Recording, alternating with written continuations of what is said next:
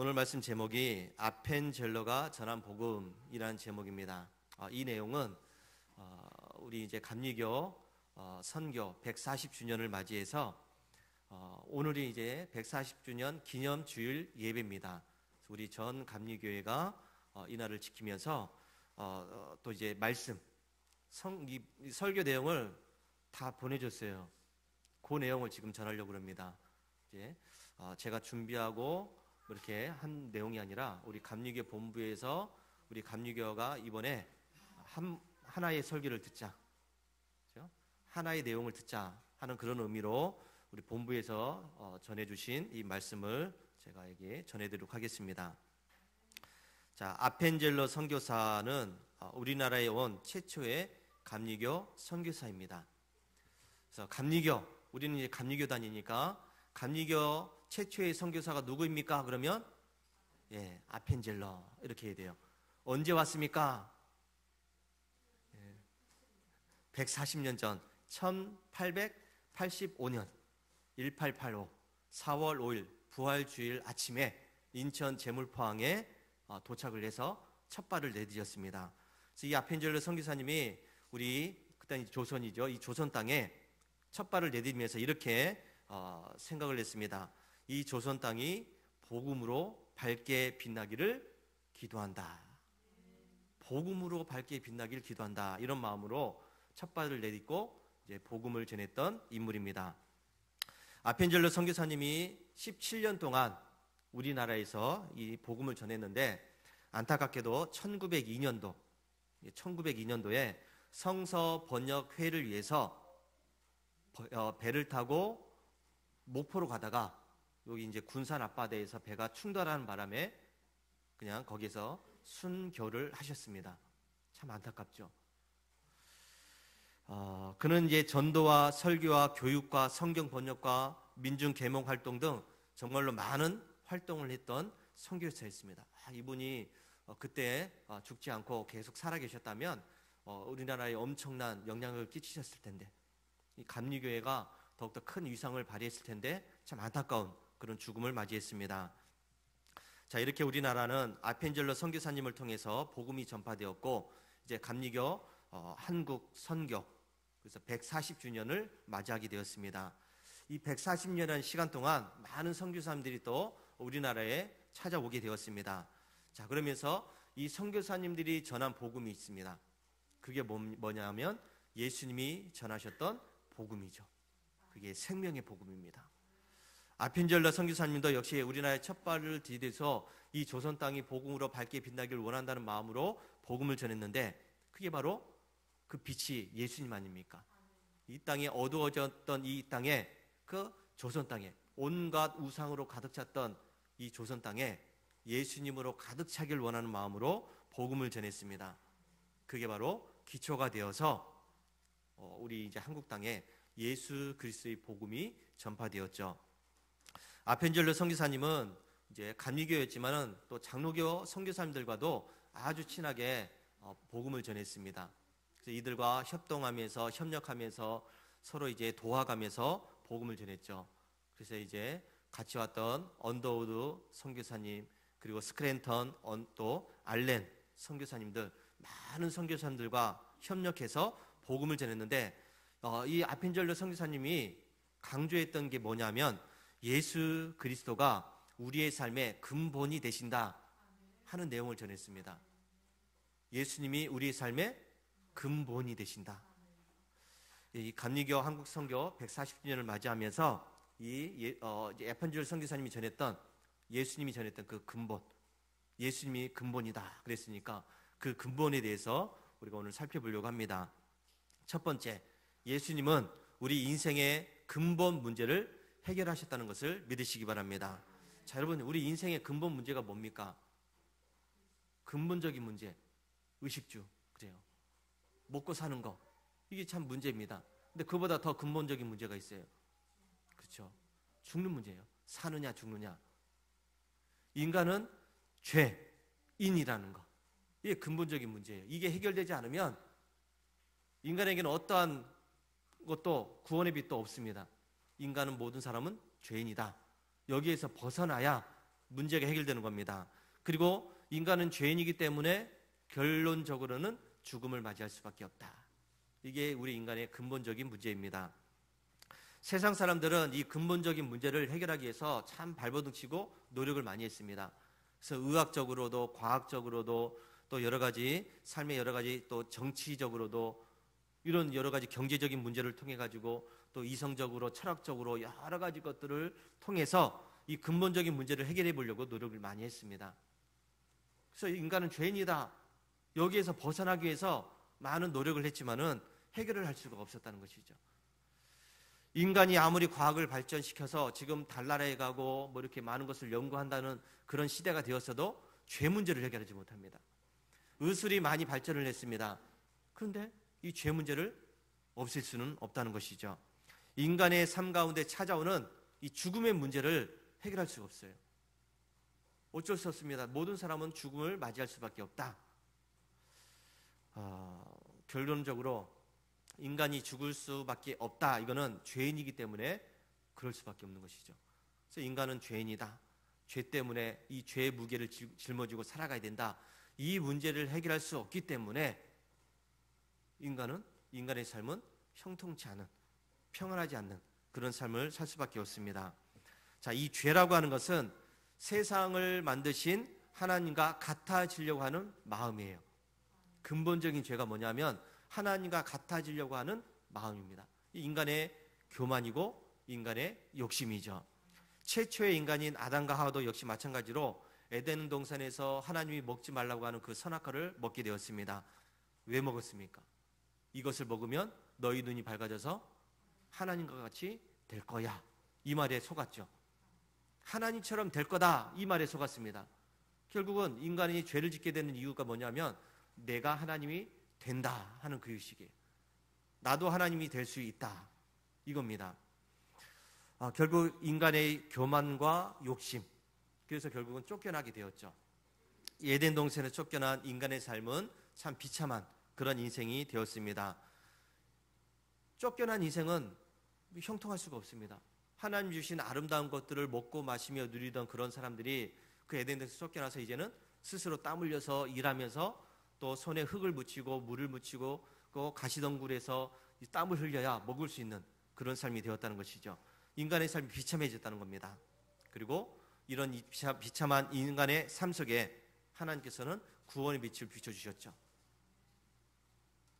더 이상 비참한 속에 살고 있는 그 인간들을 향해서 내가 너를 구원하리라 하는 이 약속을 하시면서 예수님을 보내주시겠다. 이 말씀을 하십니다.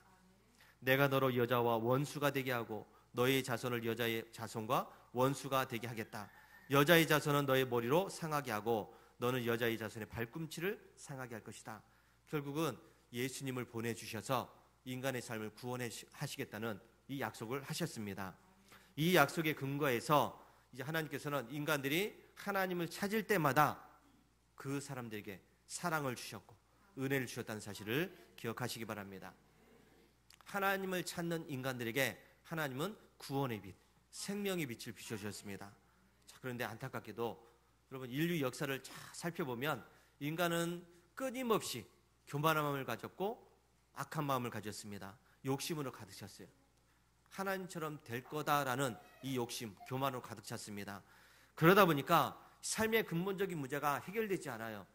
하나님은 분명히 약속하셨는데 그 예수님을 통해서 인간의 근본 문제가 해결된다고 말씀하셨는데 근데 많은 사람들이 이 말씀을 믿지 않고 예수님을 믿지 않은 분이 인해서 근본 문제가 치유되지가 않습니다. 계속해서 나도 하나님이 될 거야. 나도 하나님이 될 거야. 이 마음으로, 이 욕심으로 살아가게 되었습니다. 창세기에 나오는 이 가인과 아벨, 노아의 방주 사건, 바벨탑 사건, 이거 내용을 살펴보면 결국은 하나님처럼 될 거다라는 그 마음을 가졌습니다. 인간의 교만과 욕심으로 결국은 망하는 그런 인생이 되고 말았습니다. 그래서 하나님께서는 이 근본적인 문제를 영원히 해결하기 위해서 약속을 하신 그 예수님을 이 땅에 보내주셨습니다. 그래서 예수 그리스도의 오심은 죄 가운데 빠져있는 인간을 구원하기 위해서 오신 그 사건입니다. 예수님이 이 땅에 오신 것은 우리 인간의 죄를 용서하기 위해서 이 근본적인 문제를 해결하기 위해서 오신 예수님이십니다. 이 땅에 육신을 입고 이 땅에 오셨죠. 그래서 예수님께서 오신 유일한 이유는 다른 게 아닙니다. 인간의 죄를 영원히 해결하기 위해서. 하나님께서 그리스도 안에 계시사 세상을 자기와 화목하게 하시며 그들의 죄를 그들에게 돌리지 아니하시고 화목하게 하는 말씀을 우리에게 부탁하셨느니라. 우리는 예수님을 믿음으로 인해서 우리의 모든 죄를 용서받을 수 있습니다. 이거 잊어버리면 안 돼요. 예수님을 믿음으로 인해서 우리의 모든 죄를 용서받을 수 있습니다. 자, 다시 한번. 우리는 내가 열심히 노력하고 땀 흘리고 기도하고 착한 일 많이 하고 교회 열심히 다녀서 우리는 구원받을 수 있습니다. 아닙니다. 우리는 오직 예수님을 믿음으로만 구원을 받을 수 있습니다. 죄를 용서받을 수 있는 그 유일한 길은 예수님을 믿는 것이죠. 그리고 예수님을 믿게 되면 우리에게는 영원한 생명이 있다는 사실을 잊지 마시기 바랍니다. 그래서 인생의 근본 문제인 이 죄와 죽음의 문제에서 벗어나서 영원한 생명을 누릴 수 있는 우리 성도들이 되시기 바랍니다. 예수님을 믿으면 인생의 근본 문제가 해결됩니다. 죄와 죽음의 문제가 해결됩니다. 예수님을 더욱더 잘 믿을 수 있는 우리 성도들이 되시길 바랍니다. 자, 두 번째, 우리 예수님에게는 구원의 능력이 있습니다. 자, 우리는 이 죄 때문에 하나님과 멀어질 수밖에 없는 그런 인생들이죠. 십자가에서 예수님은 그래서 완전한 희생 제물이 되셨습니다.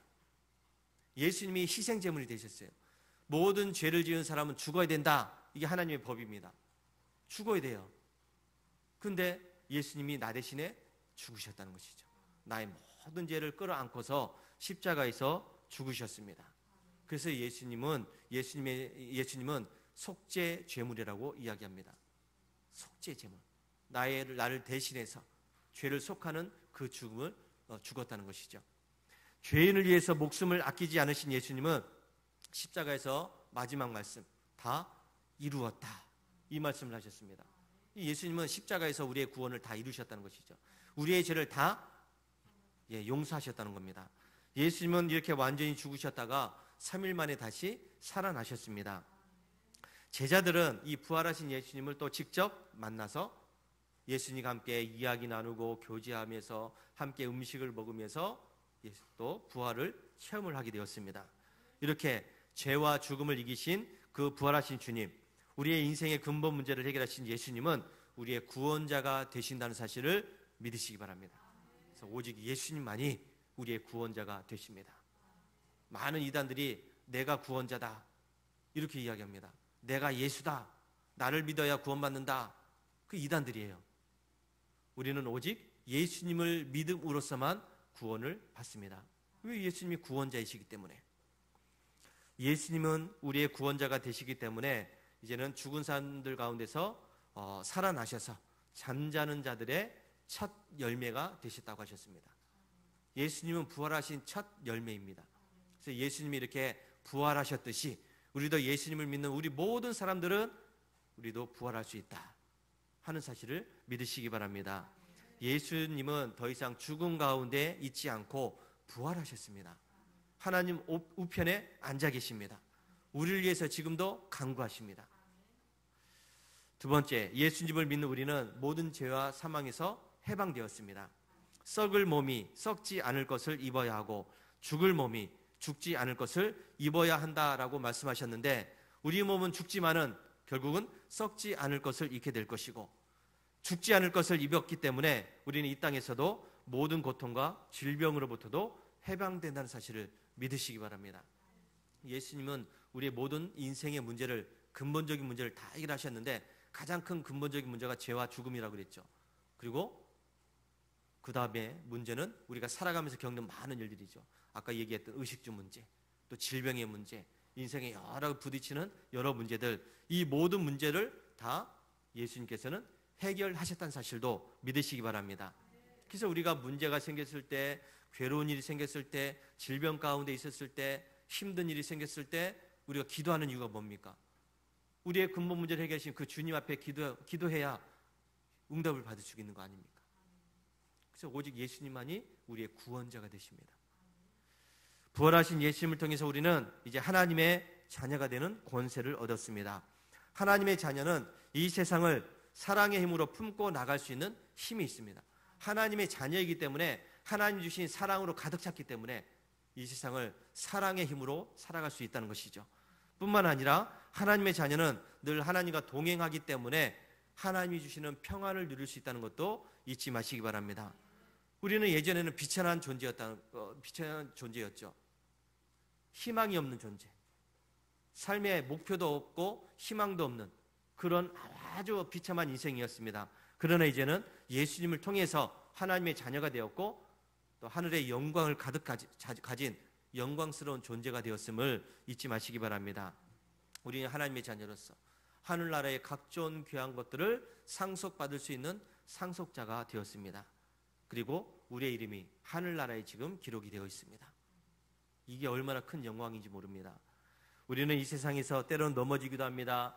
질그릇처럼 깨어지기도 합니다. 또 여러 가지 힘든 상황 속에 낙심하고 절망하기도 합니다. 그러나 우리는 예수님을 통해서 그 예수님이 우리 안에 있기 때문에 우리는 세상에서 어떤 것도 줄 수 없는 값진 보물을 가지고 있다는 사실을 잊지 마시기 바랍니다. 예수님이라고 하는 그 정말 귀한 보물이 우리 안에 있다는 것, 이거 잊지 않아야 돼요. 내 마음 가운데 가장 귀한 보물이 있다. 세상에서는 얻을 수 없는 귀한 보물이 있다. 이걸 우리가 잊지 않아야 됩니다. 우리는 때로는 시험에 들고 넘어져도 우리는 하나님의 자녀라는 이런 큰 은혜 속에서 하나님의 자녀라는 이 은혜 속에서 살아갈 수 있게 되었고 하나님 나라의 백성이기 때문에 항상 성령 안에서 우리가 하나님의 자녀라는 것을 확신하며 살아갈 수 있게 되었습니다. 사방에서 우리를 공격하는 그런 악한 것들이 많이 있다고 할지라도 우리가 그 악한 것의 공격에 넘어지지 않는 것은 바로 성령께서 우리와 함께 하시기 때문입니다. 성령이 우리를 지켜주시기 때문이죠. 성령이 우리를 보호해 주시기 때문입니다. 예수님의 생명이 우리 안에 있기 때문에 능히 이길 수 있다는 것도 잊지 마시기 바랍니다. 우리가 때로는 약해질 수 있습니다. 시험에 들어서 넘어질 수도 있습니다. 그리고 죄 가운데 빠질 수도 있습니다. 그러나 성령께서는 우리에게 회개의 마음을 더욱더 열어주신다는 것이죠. 불신이 생겨서 죄에 빠져 있을 때 성령께서는 우리에게 회개의 마음을 주셔서 나를 돌아보고 다시 일어설 수 있게 해주십니다. 성령께서는 세상에서 방법을 찾는 것이 아니라 오직 예수께로 돌아가게 하고 예수님께로 돌아가게 하고 그분의 뜻 안에서 우리에게 참된 평안을 누리게 하신다는 것을 기억하시기 바랍니다. 성령께서 우리에게 주시는 그 힘, 세상을 이기는 힘은 아무나 줄 수 없습니다. 세상이 줄 수 없습니다. 마귀를 물리치고 또 우리가 갖는 여러 가지 문제들을 이기고 이 세상의 권세 잡은 자를 이길 수 있는 힘은 오직 성령께서 주신다는 것도 기억하시기 바랍니다. 이렇게 예수님은 우리의 구원의 능력이 되셨습니다. 예수님을 믿을 때 우리는 이 구원의 능력 속에 살아갈 수 있습니다. 그래서 우리는 이 하늘나라 갈 때까지 끝까지 이 믿음을 지켜나갈 수 있게 되기를 주의 이름으로 축원합니다. 자, 세 번째, 우리는 이제 선한 싸움을 싸우면서 나가야 됩니다. 어떤 싸움이요? 선한 싸움을 싸워야 됩니다. 우리의 싸움은 누굴 상대하는 겁니까? 내 주변에 있는 나를 괴롭게 하는 사람? 나에게 자꾸 못 살게 굴고 나를 해하려고 하는 그 사람과 우리가 싸워야 됩니까? 아닙니다. 우리의 상대는 혈과 육이 아니라고 그랬죠? 우리의 싸움은 영적인 싸움이라고 그랬습니다. 이 싸움을 통해서 우리는 사탄을 물리칠 수가 있고 세상 가운데 있는 우리 믿음을 지켜나가야 됩니다. 우리는 이 믿음을 통해서 구원에 이르게 되고 세상을 이길 수 있다는 것도 잊지 마시기 바랍니다. 자, 그래서 우리의 싸움의 대상은 사탄이다.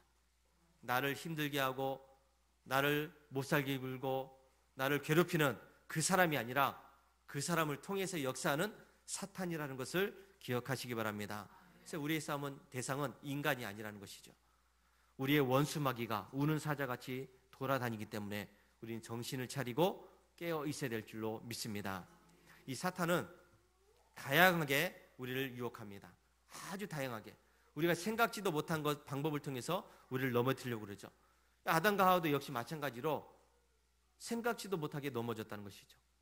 그리고 욥도 마찬가지입니다. 욥도 역시 마찬가지로 그렇게 믿음을 지켰던 사람이 이 순간에 힘든 과정에 빠지게 되었습니다. 베드로를 비롯한 예수님의 제자들도 역시 마찬가지로 사탄의 유혹에 빠지게 됩니다. 그리고 심지어는 예수님께도 이 사탄이 넘어뜨리려고 했던 것을 보게 됩니다. 우리는 이 사탄이 우리를 유혹할 때마다 기도해야 될 줄로 믿습니다. 기도해야 이깁니다. 기도로서 이 믿음의 싸움을 해야 우리가 이길 수가 있어요. 우리는 이 사탄을 물리치는 이 기도의 능력을 회복해서 승리할 수 있게 되기를 바랍니다. 우리는 이제 하나님의 뜻에 이제 순종하는 삶을 살아야 됩니다. 사탄은 우리로 하여금 순종하지 못하게 만들어요. 하나님의 말씀대로 살지 못하게 만듭니다. 왜 내 마음에 자꾸 욕심을 넣어주고 교만한 마음을 주고, 그러니까 하나님 말씀대로 살지 못하게 자꾸 우리를 유혹한다는 것이죠. 그때마다 예수님을 따르는 우리 십자가 군사인 우리들은 어떠한 조건에서도 하나님의 말씀에 순종해야 될 줄로 믿습니다. 하나님의 말씀만을 바라보면서 그 말씀대로 행해야 될 줄로 믿습니다. 사탄은 우리가 마땅히 지켜야 될 이 믿음의 자리를 자꾸 벗어나게 만들어요. 자꾸 우리로 하여금 믿음의 길에서 넘어지게 만듭니다. 하지만 우리는 이 병사, 십자가의 군병들처럼 자기 진지를 지키고 있는 이 군사들처럼 이 사탄의 유혹이 오더라도 끝까지 믿음을 지켜 나가야 될 줄로 믿습니다. 그러면 우리의 대장 되신 예수님께서는 우리로 하여금 힘을 주셔서, 지혜를 주셔서, 능력을 주셔서 사탄을 이길 수 있게 하신다는 사실을 잊지 마시기 바랍니다. 우리의 이 선한 싸움은 나를 의지하면 실패합니다. 내 힘을 의지하면 실패해요. 나 믿음 좋으니까 이러면 실패해요. 나를 믿는 것이 아니라 예수님을 의지해야 될 줄로 믿습니다. 자, 우리의 인생은 항해하는 배와 같다고 그랬습니다. 그 망망대해를 항해하는 배와 같아요. 만약 우리가 그 배를 조정하는 키를 잡고 있다고 한다면, 배의 운전대를 잡고 있다고 한다면 우리의 배는 어떻게 될까요? 우리의 배는 평안할 때는 괜찮아요. 평안할 때, 잔잔할 때는 괜찮습니다. 근데 문제가 있을 때 우리의 배가 침몰될 수밖에 없습니다.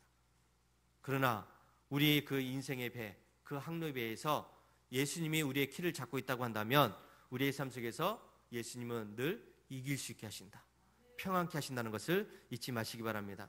삶에 수많은 풍파가 오더라도 그 풍파를 넘길 수 있는 힘은 예수님이 키를 잡고 있기 때문입니다. 내 인생의 키는 내가 마음대로 살아가는 것이 아니죠. 내가 원하는 것을 하는 것이 아닙니다. 내가 하고 싶은 것을 하는 것이 아니라 예수님이 기뻐하시는 것을 해야 될 줄로 믿습니다. 그래서 예수님이 조정하시는 이 배는 언제 어디서나 안전합니다. 평안합니다. 기쁨이 있습니다. 예수님을 믿고 의지함으로 이 믿음의 선한 싸움에서 늘 승리할 수 있는 우리 성도들이 되시기 바랍니다. 자, 이제 네 번째입니다. 우리는 이제 하나님 나라를 만들어 가야 될 줄로 믿습니다. 자, 신약 성경에 하나님의 나라, 또 하늘나라, 천국 이런 표현들이 115번 나온다고 그래요. 제가 일일이 안 살려봤는데 115번 많이 나오는 거죠.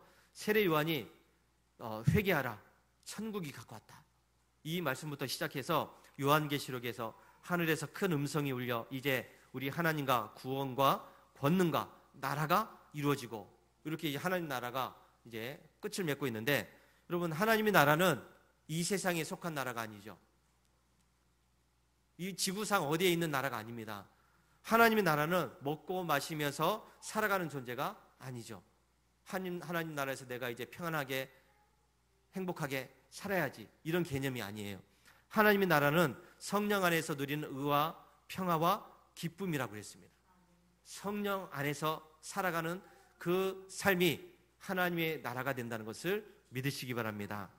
따라서 우리는 이제 오래전부터 우리나라에 선교사님 들어와서 직접 복음을 전한 것이 아니라 학교를 세웠습니다. 병원을 세웠습니다. 고아원을 세우고, 또 이런 여러 가지 모일 수 있는 이런 공간을 마련했습니다. 직접 나가서 길거리 나가서 예수 믿으세요, 천국 가야 됩니다, 이런 얘기를 한 것이 아니라 학교를 만들어서 그 학교 교육을 통해서 복음을 전했습니다. 병원을 세워가지고 환자를 치료하면서 복음을 전했습니다. 이게 이제 선교사님들이 와서 한 사역입니다. 자, 여러분, 선교사님들이 와서 병원을 세워서 육신을 치료하면서 예수님을 전했던 그런 역사들 오늘 우리에게도 있어야 될 줄로 믿습니다. 우리는 육신의 질병만 치료하는 그런 예수님이 아니라 우리의 영적인 질병까지도 치료하는 그 하나님의 나라를 만들어가야 될 줄로 믿습니다. 하나님의 나라에서는 분명히 육신도 치유받습니다. 모든 병이 치유받습니다. 그러나 영적인 병도 치료받는다는 것도 잊지 마시기 바랍니다. 하나님의 나라에서는 교육을 통해서도 이루어졌다고 그랬죠. 모든 것의 지혜가 되시는 예수님, 그 예수님을 전해야 될 줄로 믿습니다. 예수님이 그 마음 가운데 심어져야 세상을 움직일 수 있는 참된 지도자가 될 수가 있습니다. 우리 장로님이 기도하셨지만은 유정자들이 하나님을 두려워야 되는데, 예수님을 믿는 믿음으로 가득 채워져야 되는데 그렇지가 않아요. 하나님이 없고 예수님이 없어요. 하나님보다 아까 얘기한 것처럼 당리다역이 먼저입니다. 우리 당이 먼저고 내가 어떤 명의를 잡는 게 먼저죠. 이 정치가들이 그런 일을 하고 있으니까 나라가 더 힘들어집니다. 우리는 기도해야 되겠죠. 우리 정치하는 분들이 그 마음 가운데 예수님이 심어질 수 있도록, 하나님의 지혜가 들어갈 수 있도록, 하나님을 두려워하는 자들이 될 수 있도록 기도해야 될 줄로 믿습니다. 그래야 참된 지도자가 될 수가 있습니다. 하나님의 나라는 세상적인 교육과 치유를 넘어섭니다. 하나님의 나라는 하나님의 형상이 완전히 회복되는 세상입니다. 눈물도 없고 슬픔도 없고 아픔도 없고 질병도 없고 걱정도 없고 근심도 없고 두려움이 없는 그 나라가 바로 성령 안에서 이루어지는 하나님의 나라입니다. 우리는 이런 하나님의 나라를 전파하기 위해서 예수님을 전해야 될 줄로 믿습니다. 오직 예수님만이 하나님의 나라의 그 완성을 이룰 수가 있습니다. 자, 이제 140년 전에 이 땅에 찾아온 아펜젤로 선교사님, 그 선교사님이 전한 복음, 죽음을 이기시고 부활하신 예수님께서 우리 인생의 모든 문제를 해결하셨다. 그 부활의 능력이 성령을 통해서 우리 가운데 역사하고 계신다. 이겁니다. 140년 전에 찾아온 이 선교사님들이 외친 복음이 예수님께서 우리 인생의 모든 문제를 해결하셨습니다. 그리고 그 부활하신 예수님께서는 또 성령님을 통해서 우리 가운데 지금 함께하고 계십니다. 여러분, 이제 감리교 한국 선교 140주년을 맞이해서 우리 인생의 근본 문제를 해결하시는 구원자이신 예수님을 여러분의 주님으로 분명하게 고백하시길 바랍니다. 예수님만이 나의 구원자가 되십니다. 예수님만이 나의 모든 문제를 해결할 수가 있습니다. 예수님을 통해서만 내가 하나님의 나라를 이루어갈 수가 있습니다. 이것을 잊지 마시기 바랍니다. 그래서 우리는 이 믿음의 선한 싸움에서 끝까지 믿음을 지켜나갈 수 있게 되길 바랍니다. 사탄 마귀는 우리를 계속 넘어뜨리려고 한다고 그랬습니다. 우리를 믿음의 길에서 무너뜨리려고 한다고 그랬습니다. 여기에 유혹되지 말고 우리가 믿음을 지켜서 하나님 나라를 세워나갈 수 있는 우리 성도들이 되시기 바랍니다. 오직 예수님만 믿고 예수님만 의지함으로 이 믿음의 싸움에서 승리하는 성도들이 되시기 바랍니다. 저는 이제 우리 설교 내용 중에서 어떤 게 제일 마음에 와닿냐면 지금 드릴 말씀이에요. 우리 모두가 세상을 향한 또 한 사람의 아펜젤러가 되어야 됩니다. 할렐루야. 아펜젤러 선교사님이 130년 전에 와서 복음을 전했듯이 이제 내가 그 아펜젤러 선교사가 되어서 세상을 향해서 복음을 전해야 된다는 것이죠. 그래서 또 하나의 아펜젤러 선교사가 되어야 된다. 그게 누가 되어야 됩니까? 바로 내가 되어야 될 줄로 믿습니다. 인생의 근본 문제인 죄와 사망을 이기신 예수님의 그 은혜가 우리 감리교회와 그리고 우리 상정교회 모든 성도들 가운데 가득가득 넘쳐나게 되기를 주의 이름으로 축원합니다. 할렐루야.